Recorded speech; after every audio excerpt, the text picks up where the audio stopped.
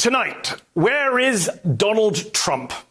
Where is Donald Trump? At the end of 2020, our nation is facing multiple catastrophic crises, and Donald Trump is AWOL. The Russian government is suspected of being behind one of the largest cyber attacks on U.S. infrastructure ever. Where is Donald Trump? More than 313,000 Americans have died from the coronavirus, including 11,000 people in the last week alone. Where is Donald Trump? Today, Mike Pence got a COVID vaccine on live television. It could have been a true educational moment for those who fear the vaccine. But it wasn't, because the president didn't show. Where is Donald Trump? Millions of unemployed Americans are on the brink of economic ruin, and there's still no guarantee of a deal on a relief package. Where is Donald Trump? This is far worse than his usual laziness. His absence is unacceptable and unforgivable. He's missing in action when our nation is suffering. In the more than 50 tweets Trump sent this week, he said nothing about the hack or the relief package or the surge in COVID deaths. So, where is Donald Trump? Well, he's focused on the one thing he cares about, the one thing he's obsessed with more than anything else: staying in power by undermining democracy. Pandemic? What pandemic? The Washington Post reports that states have been notified that their next shipment of Pfizer vaccines has been reduced. According to Pfizer, there are millions more doses sitting in our warehouse, but as of now, we have not received any shipment instructions for additional doses. Coronavirus cases are spiking. We have something to help reduce the spread, and the president and his lackeys are sitting on their hands?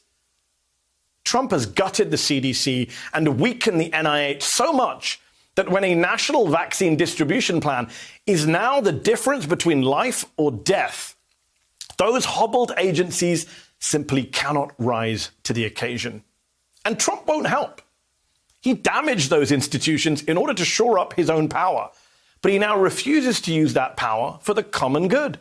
Because for Trump, it's always power for power's sake. And he's monomaniacal about it. He needs power. He wants to keep power.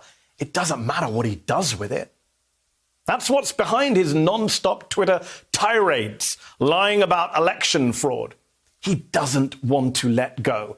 And his allies, his enablers, are all too willing to try and help him stay in power because it also helps them.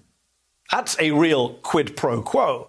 Trump pardons Michael Flynn, and Michael Flynn then goes on crank news shows and calls for Trump to use the military to overturn the election result.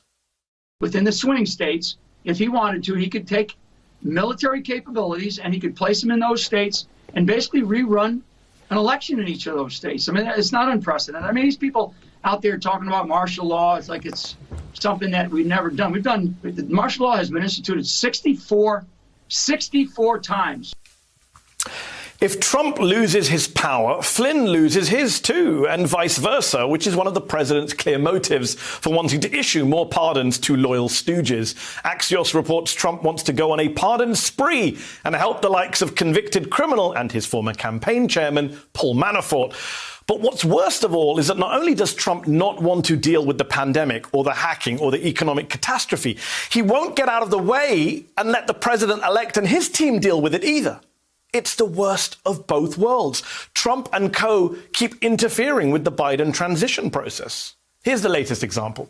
Axios reports the Pentagon pushed back critical meetings by 2 weeks because of the holiday season. Trump officials tried to claim it was a joint decision.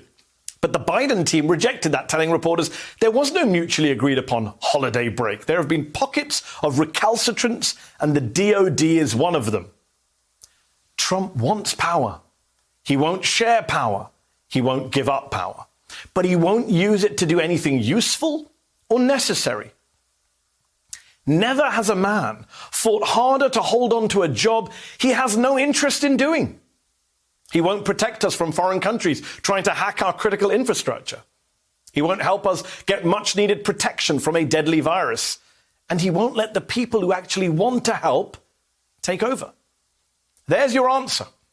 Where is Donald Trump? He's in the White House, torching the place, making sure that if he can't have the power of the presidency, no one else can either.